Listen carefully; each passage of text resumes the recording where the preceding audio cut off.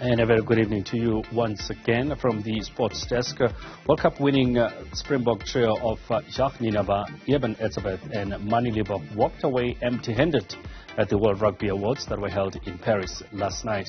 New Zealand forward Etzebeth, Ireland coach Andy Farrell and All Blacks wing Mark Telea won big on the night. Farrell was named World Rugby Coach of the Year, recognizing his achievement in leading Ireland to Six Nations Grand Slam and top spot in the World Rugby Men's ranking. Severe was crowned World Rugby Men's 15s Player of the Year, while New Zealand winger Mark Telea was named the World Rugby Men's 15s Breakthrough Player of the Year.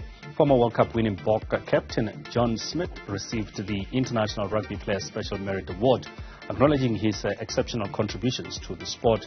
Meanwhile, the Springboks are set to embark on their journey home, boarding a flight this evening and slated to touch down at OR Tambo International Airport tomorrow morning at 10:55.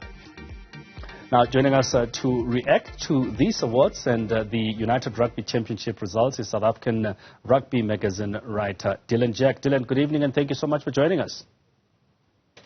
Good evening. Thanks for having me on. Dylan, let's start with the awards. I mean, many South Africans feeling that is it justified that not a single South African got an award, even if you look at the team of the year, just one South African. What do you say to that?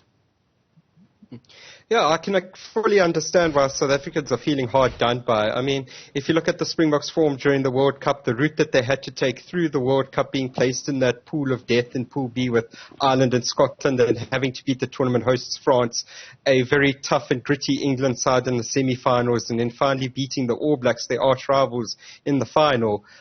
You could certainly feel hard. You could understand why South Africans feel hard done by that. Neither Eben, Etzebeth nor Jacques Nienaber got their awards, and Manie Libbok didn't get Breakthrough Player of the Year either.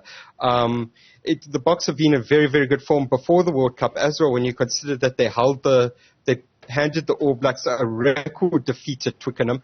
They put 50 points on Wales in a warm-up game. They scored 40 against Australia in the Rugby Championship, and they beat England at Twickenham in last November. So the Springboks have been in good form for a good period since last November, and it's certainly understandable why it's so tough that they haven't been rewarded for that form, whereas teams like France and Ireland, who have both got sort of 5 players each in the team of the year, have been rewarded for their good form.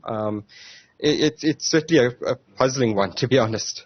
Is it? I don't know. I'm looking at it from a perspective, Dylan, that it's over a period of a year. You have an Ireland team that has been doing so well, and a French team that, all things considered, look, I think would rather take the World Cup trophy than the individual awards. Yeah. But anyway, just moving on to this point. I mean, even Etzebeth was also pipped by New Zealander Etzebeth for the main award. Etzebeth also had a good season. Eben, yes, a shoe-in, but I think, all things considered, not too many complaints around that. Yeah, to be honest, if there wasn't going to be Eben Etzebeth getting the Player of the Year award, then it should be Etzebeth, because he has been absolutely tremendous for the All Blacks. He is a leader in that All Blacks team. He is the one who drives them forward when they're going backwards. You look at the role that he played in their comeback in the final, how close they got, and it was Etzebeth dragging them forward at times, beating Springbok defenders like it was nothing. It was incredible to watch at times, his performance. And throughout the World Cup, he's been very, very good. And I think throughout a difficult period that the All Blacks have gone through, inconsistent at least under Ian Foster, Adi has been one of the most consistent players for that team and for his franchise in Super Rugby. So, I mean, if it wasn't going to be Eben Etzebeth, then I think Etzebeth richly deserves it. And Andy Farrell also is as Coach of the Year for his role. I mean, you look at the consistency that this Ireland side has shown over the past 12 months,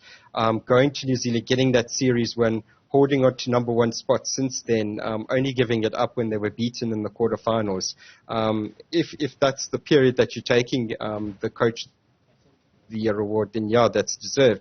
And then Mark Telea, I mean, he was also brilliant throughout the World Cup, and to deserve I think if it wasn't going to be a Manie Libbok, then yeah, yes, Mark Telea deserved that Breakthrough Player of the Year award. I mean, he was tremendous for the All Blacks as well at the World Cup. I'm glad at least we agree on the Andy Farrell one, that the work that he has done with Ireland, absolutely fantastic. Let's move on to the URC now. The Stormers, only South African team to win 2 in a row. I mean, my first question before that would be, playing the URC during the World Cup, I mean, what do you make of that? Is it a normal thing?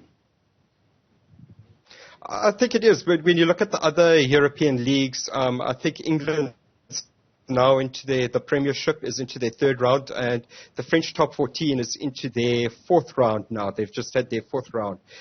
So it seems to be a very normal thing. It's happened before in the past with the European leagues, that wherein the URC still used to be the Pro 14, that they would start during the World Cup. Unfortunately, the season is that long that it would have to sort of start during the World Cup to make sure we can fit everything in next year when the season ends, so that international rugby can start again next year when it needs to start in July with the July internationals. So I think it's a fairly normal thing for the world. And, well, I mean, the international players have been missed. It's a fairly normal thing. And with that, I mean, the Stormers starting very well, 2 in a row, but in stark contrast, 2 defeats for the Sharks. Too early to start pressing the panic buttons? Yeah, I think it is too early. I mean, they've started with a very, very difficult tour under John Plumtree. I mean, again, he's been without some important players who are at the World Cup, and some of whom were not included in the squad.